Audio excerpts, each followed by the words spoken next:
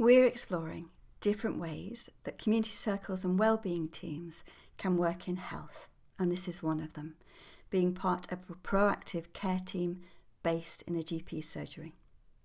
So one way of doing this would be for the team to include a community matron, community circle connector, wellbeing leader and a social worker. They would work with the 2% of people on a GP's register who are at most risk of admission into hospital.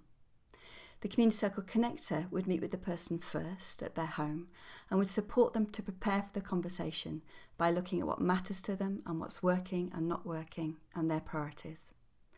This corresponds with the first step of personalised care and support planning, and you can learn more about that on the Think Local Act Personal website.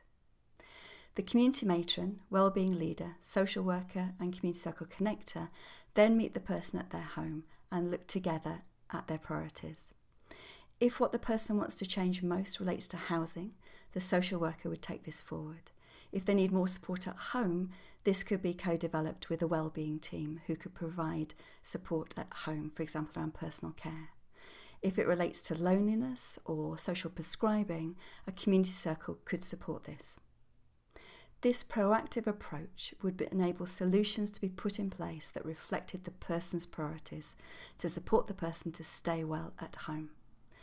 This proactive community team would agree with the person when to review this and whether this would just be done with the Community Circle Connector or the whole team doing a person-centred review together.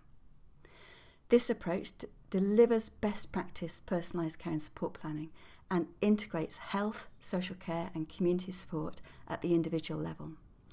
It supports people around their priorities, not just health concerns. It's about what matters to the person.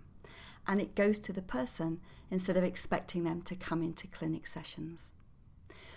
We're exploring this in Doncaster with a GP's practice to see what it looks like and how it can work.